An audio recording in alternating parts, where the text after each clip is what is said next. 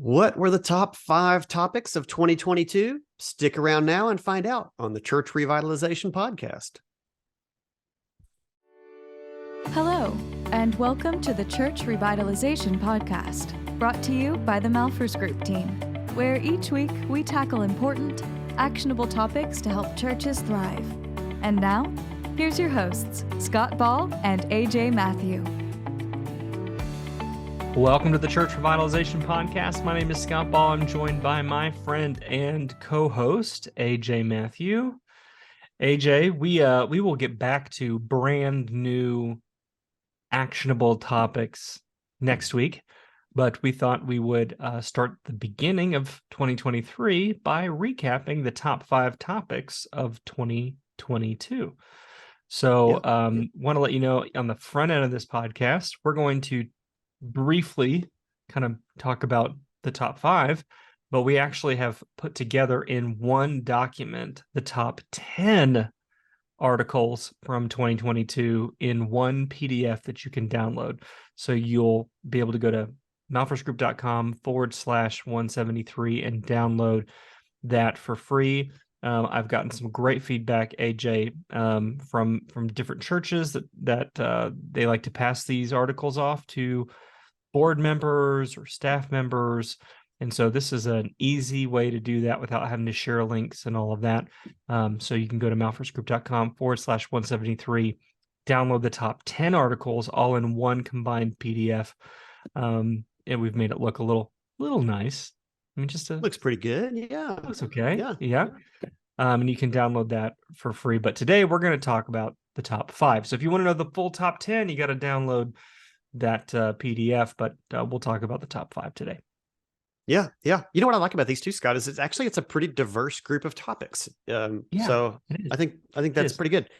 One more thing before we get into the top 5 topics. I don't want to take too long on this, but I do want to mention at the front of the episode, not just mention it at the end, you still have time to sign up for our 7-day church checkup challenge. That's starting on, if you're listening to this when it's released, it's going to be starting next Monday, January 9th. We're going to send one email per day, January 9th through the Friday, Monday through Friday, and then we'll take a break for the weekend, and then we'll send you 2 more emails Monday, Tuesday. If you're in the States, we know that Monday is a holiday, but we're going to send it anyway. Hopefully that'll be all right by you.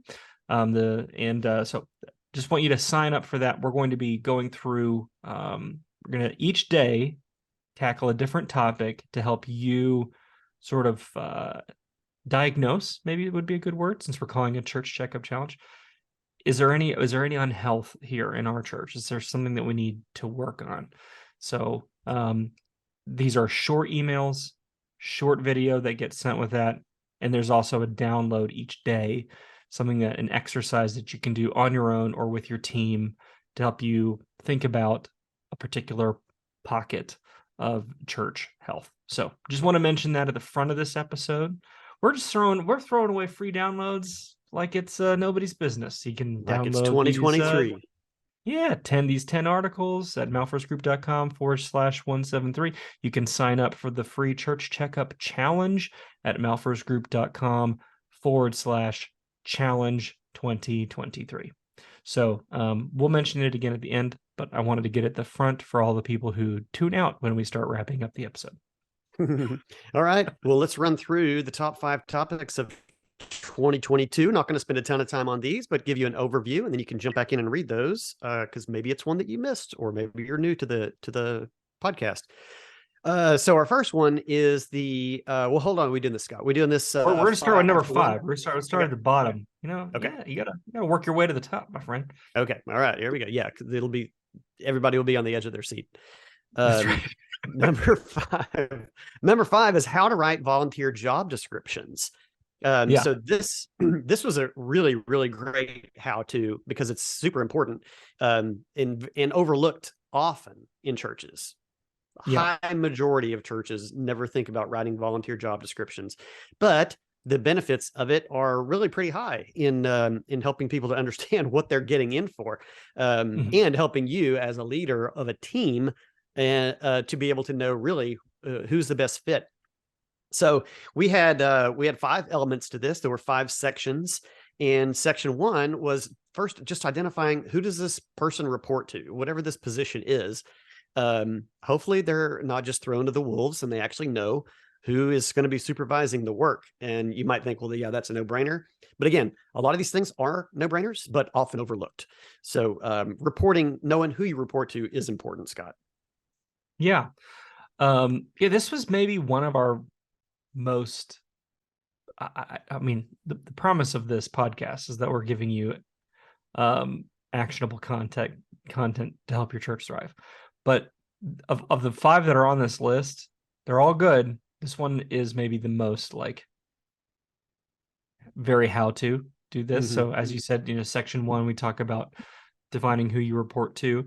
The second section of a job description is figuring out what's the divine design alignment. Divine design is the language we use at the Malphurs Group to talk about spiritual gifts and temperament and your strengths and all that. We talk about which things should you put in a job description, which thing should you not. We don't need to go through all 5 of these necessarily.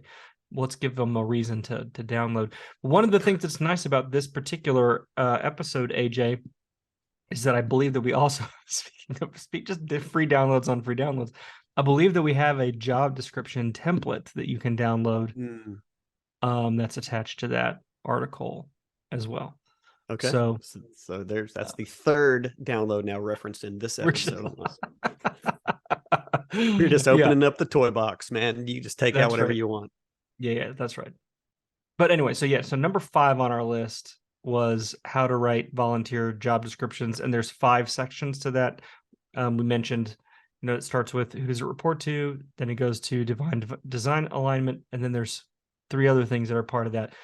Go ahead and read that article as well. I actually really like that one because I think, as you mentioned, AJ, that is a missing piece for a lot of churches. They don't have job descriptions. They maybe have them for their staff, but not for their volunteers. Yeah, right. Yep. And we usually end up talking about that at some point when we're doing strategic envisioning. You definitely talk about it in Leadership Pipeline. Leadership Pipeline. All right, number 4. Number 4 on the list were threats to your church's core values. And we had 3 components here that could threaten truly living out the values of your church, or having your values really even be sort of front and center and understood and known. And so the 3 things in this article were conflict, compromise, and institutionalization. This is actually, I think, a really well written article, Scott. I'm pretty sure you put this together. It has a lot of words in it, so it's probably not something I wrote.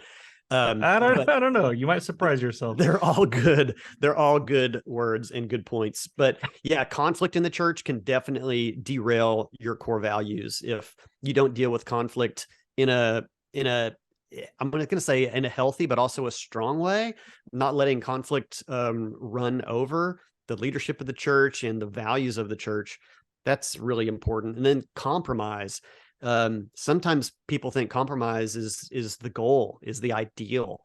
And that's just not always the case, because you end up then compromising on elements of the compromise. And sometimes what happens is we water down our values. The values become the victim of compromise in the church, when usually it's good intentions of compromising, but really what we want to find is consensus among people and also sticking with what we value. And then thirdly, institutionalization. And this is just a really important thing. It's one that you could creep up on you and you won't even know that it has happened. That what once ministries that were once rooted in a value system end up just sort of living on their own, with a disconnection from what they were originally created for and to accomplish. And so almost kind of like, kind of rereading this morning, Scott, it reminded me of like when Joseph in Egypt, Joseph's gone, the pharaohs have gone, and they don't remember the pharaohs that came later. They don't remember what Joseph was all about. And so Israel suffered because of this this lack of knowledge of the history. There was that was just long gone. It was a time gone. And that's what happens with the values in the church. It was maybe originally put in place when the church was planted or something, or when a leadership team, worked through that. And then, time goes on and we don't think about those things anymore. Now we're like, okay, here's the ministries that we do. We don't really know why. It's just the way it is. Yeah. And that's what we mean by institutionalization of the values. So that's another really great read. I'm glad to see it make the top 5. Yes. Well, neither you or I can take credit for the writing of that article. It was actually written by Aubrey Malphurs. That's why it's better than what I would have created. So yeah. I knew I didn't write it. Yeah, and I didn't write it either. So there you go. That's why you liked it so much. Yeah. Okay. Let me talk about number 3 on our list is how to attract younger people to the church. How to attract younger people to the church. I don't even really love the framing, if I'm going to be quite honest with you. I don't love the framing of that topic. And we intentionally wrote it that way because it's a question we get a lot. Hey, how can we reach young people? So we get the question a lot, but it's not really the best question to be asking. You can't, it's a little bit like,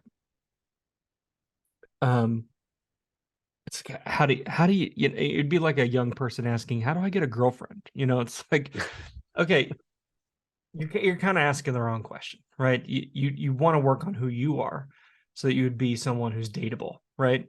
And I think our answer to how to attract young people is really like how would be a church that young people would want to be at is the answer.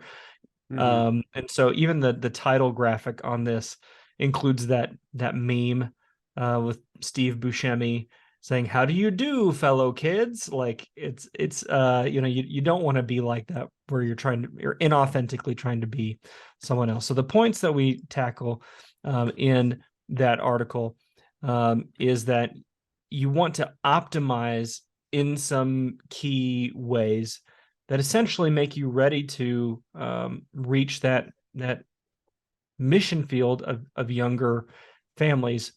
First, you want to optimize for cultural relevance. And that's a really buzzy word, maybe a really buzzy way of saying that. And it maybe doesn't mean exactly what you would think it means. But essentially, you want to be conversant in what's happening in society. Very often our churches are like time capsules. It's like stepping into a time machine every time you walk in through the narthex, right?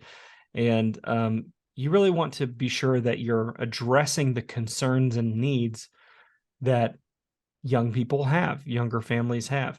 And really, that's a great way to summarize the whole article. But certainly, this first point, it's simply to say, it's not that you've got to become cool.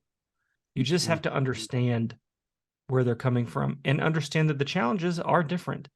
My kids are 10 and 7. My daughter's going to turn 8 here in a month or so. They have different challenges. I was just actually, sorry, I don't want to get off on a side tangent, but it's happening. I was at my daughter's on a little elementary school basketball team, and I was sitting at the basketball practice last night, and there was a kid who's actually my son's age. He's 10. And he was kind of farting around on I guess what's his phone. And I'm thinking, he's 10. He's got a phone. Like I don't have any judgment for the parent. Judgment free zone on that. Everyone's going to make their own choices. But I'm thinking, now my son who's 10 doesn't have a phone. He's not going to have one for a long while. But even that my son has friends who have phones is a challenge at 10 that I didn't have at 10. And I guess what I'm saying is, if you want to reach people, you have to understand the challenges that they're experiencing and how they might be different from the things that you had to deal with. And so all the things we talk about in this article are simply about optimizing your church to address that mission field. So if you want to reach young people, you have to think like a missionary to address them. So. Yeah, that's good. And side note, Scott, the longer you can wait before they get a phone, the better. 27 years old. That's when he'll get a phone. Yeah. A wedding gift. Here's your first phone. All right. Number 2 on the list here were 3 keys to transformational worship services. This is a really cool one too. And, I think what we were doing here was just trying to bring to light some elements that, again, more like on the values, sometimes it's on like set it and forget it. And a lot of times worship services can be that way too. So there was just 3 points here, but they're all, I think, really worthy of some contemplation and maybe, rallying your worship team together and saying, hey, what can we do a little bit differently? But mastering the environment is the first element that we talked about. Considering, just your space and visual aspects and everything that's surrounding people when they enter your space for worship. The second one is being intentional with the experience. So what are people going to feel whenever they're, they walk through the doors, maybe even entering the parking lot? And then, move through your worship service. What's the experience for them? What are they taking in through sight and sound? How do they engage? Yeah, engaging. And then finally, the third element of that one was clarifying the message and maybe even unifying the message from around everything that's happening. But certainly clarifying the message, whenever they leave, what's going to be the key thing that they're really going to take away and hopefully stick with them into Monday morning. But I think this is another really good one to have in the top 5 because it can really change a lot in the church, especially over a little bit of time, making some small changes to the worship service environment and messaging and experience over time can really have, I think, a larger and prolonged effect on the church and certainly affect guest experience and a lot of things. So if it's been a while since you've taken a fresh look at what you do, week to week, I think this is a great time of year to be looking at that. Yeah, totally. I think that something I've been reflecting on a little bit is, when you look at Old Testament worship and worship at the tabernacle and worship at the temple and the sacrifices and so on, it's like, did God really need this animal to be killed? Like, who is it for? Who is it for? And obviously God doesn't need anything. Certainly it's pleasing to God. But even God says to obey is better than sacrifice. So the purpose of the sacrifices is for the one who's giving the sacrifice, right? It's acting out certain things with your body, like to the giving, sprinkling, the sacrificing, the letting the goat, the scapegoat go, on the Day of Atonement. Like all these things are, in a sense, play acting, right? Mm-hmm. So that it orients ourselves towards God in a particular way. And I think one of the points we were trying to make with that episode is to remember what is the purpose of a worship service in the first place. And I think we defined it as to lead people to live in awe and obedience to God. And so as you look at the different components, from the environment to the experience to the message, how are we helping people to physically act in certain ways or to react in certain ways in their minds so that they orient themselves towards God in a particular way and to have that intentionality? Yeah. Well, we do this with the ordinances in the church, right? Baptism and communion.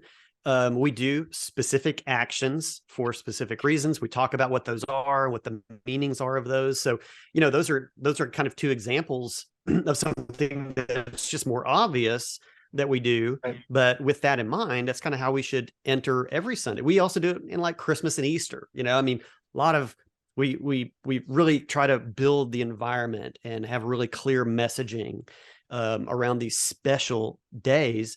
And we're not saying you need to necessarily put in like beyond things beyond effort every single Sunday. Well, we also are kind of saying that. I think maybe even in that episode, at some point we kind of talked about, making every Sunday should be Easter. We should put that level of thought and planning in our messaging should be that clear. And that's kind of what we're getting at in this episode here in our number 2 of the top 5. Yeah, we can move on, but I just feel like sometimes we can go too far one way or the other. We can think worship is purely metaphysical, like there's this like otherworldly aspect to it, like over spiritualize it in a sense.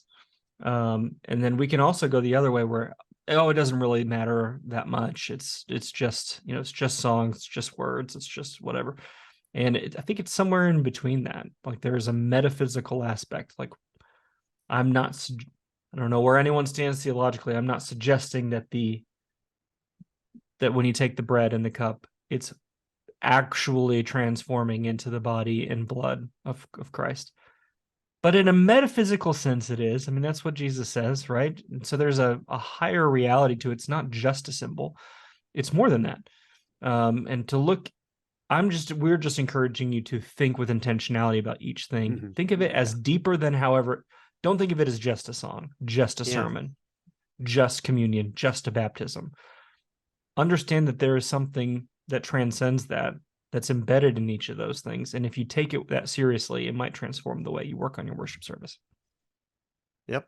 All right, Scott, we've arrived at the big moment, the moment everyone has been waiting for. The people probably pulling over. They're listening to their car. They're like, here comes the number 1. I better just pull over. I get it. Brace yourself.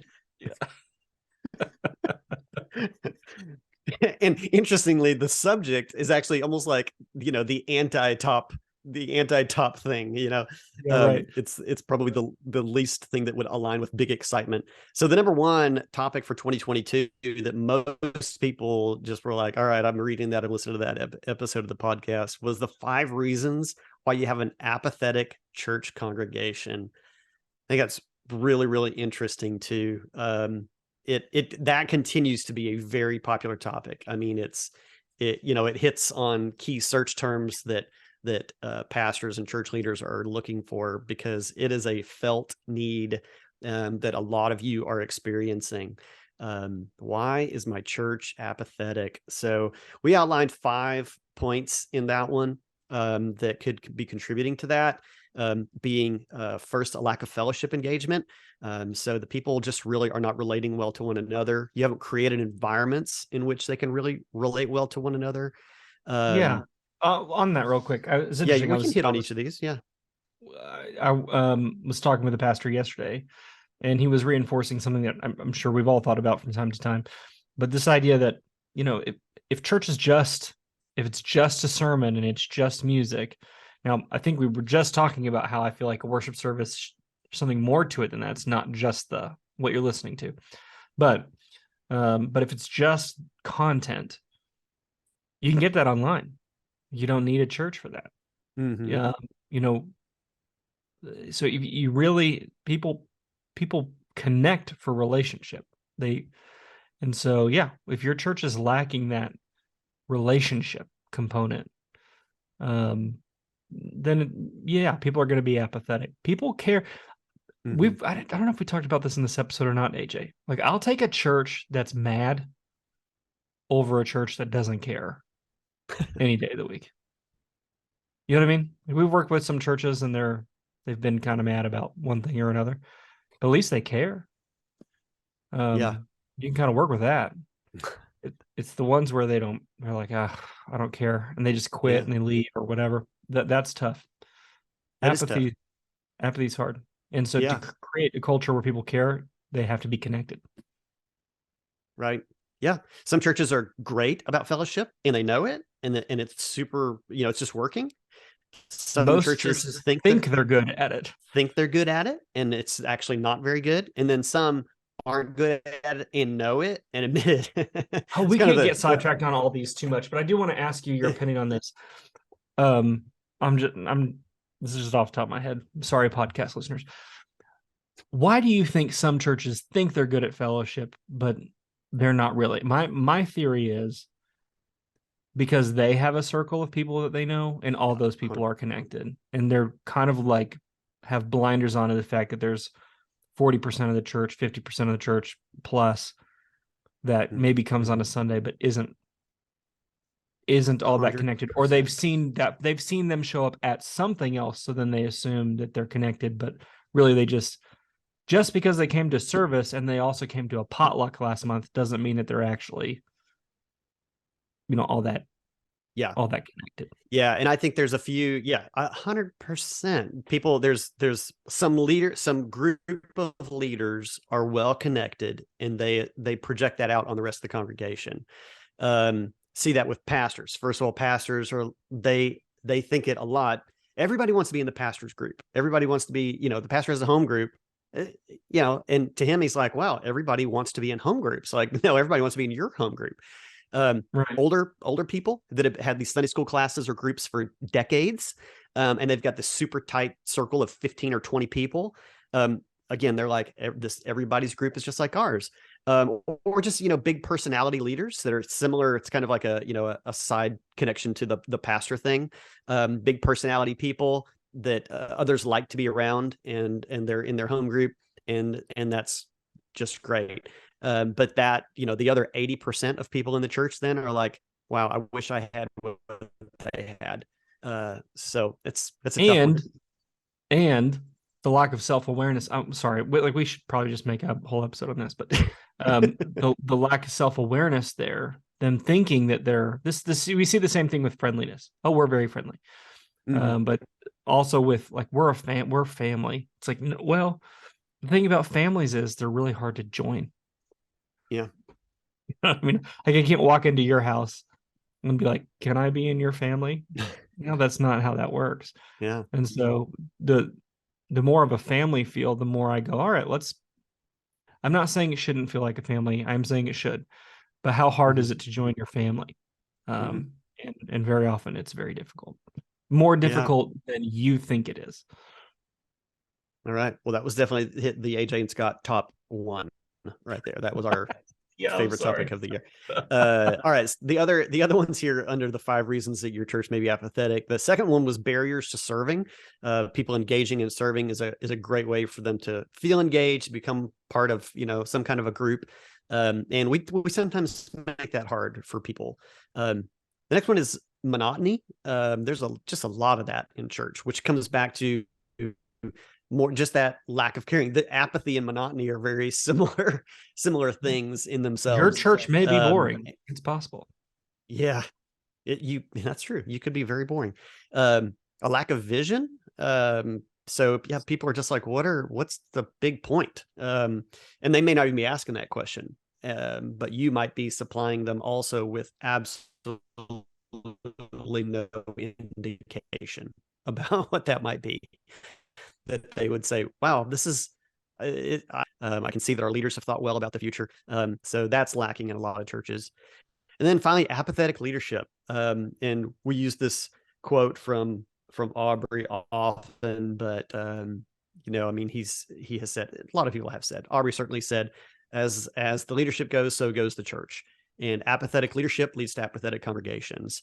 So if you're feeling burned out and unenthused, have no vision for the future, and that's going to end up rolling downhill from where you are. So work on your own apathy and see what happens around you.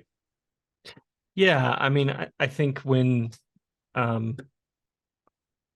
new at a place, at a church, you've got a lot of excitement personally about where you think the church could go, and it's kind of fun. There you can have almost like an, oh, that's cute. The rest of the church can have an, oh, that's cute attitude to what the pastor's maybe thinking when he first joins. Oh, we're going to do this, we're going to do that. And everyone's like, okay. And over time, you just get beat up or get bogged down by the tyranny of the urgent, and you just sort of lose that fire for where things are going. And so it's easy, I think, to fall into that trap. And it's really important to stay you don't have to necessarily be Pollyanna about it. Maybe a dream you had when you started at the church, maybe it was unrealistic, and that's okay. But that doesn't mean you have to then be apathetic.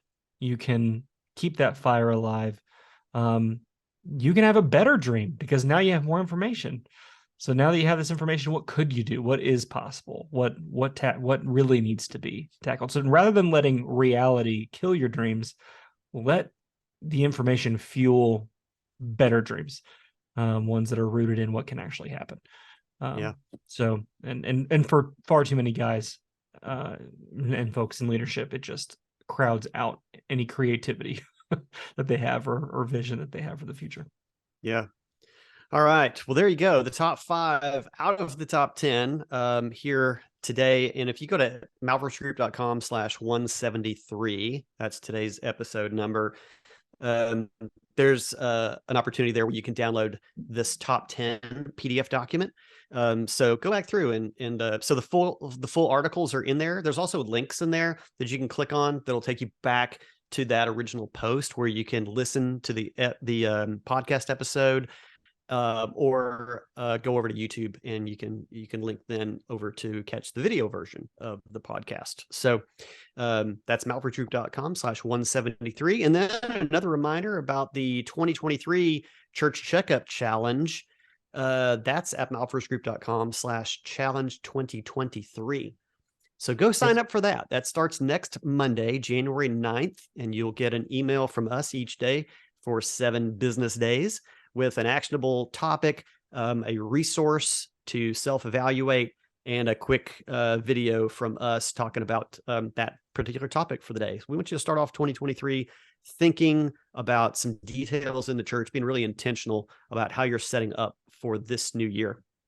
So hey, before we hang up here on the episode, I just like just a little routine business thing here. I just want to mention we send 1 email a week, so hopefully that's and that email is always going to link to the new episode, or in this case, like a resource, and the podcast or whatever it is that we've. Just one comes out on Wednesday. So for those of you who are signing up for the Church Checkup Challenge, obviously you're getting that daily email. Next week, Wednesday, the 11th, you'll still just get 1 email that day. I'm going to be sure that for those of you who are signed up for the Church Checkup Challenge, we'll put a PS with a link to next week's episode. So we're not trying to clutter up your email inbox. We want to keep things as neat as possible. So just wanted to let you know that we our heart is to resource you and not to overwhelm you. So just wanted to pass that. Good tip. I did not know that myself. I'm glad I was not going to expect 2 emails from you. Will not get 2 emails from us on next Wednesday. Excellent. Those of you who don't sign up for the Church Checkup Challenge, you'll get the 1 with the link for the podcast. Don't send me 2. I'm unsubscribing with 2. I can only handle 1. All right. Hey, everybody. Thanks for being with us. We'll see you next week.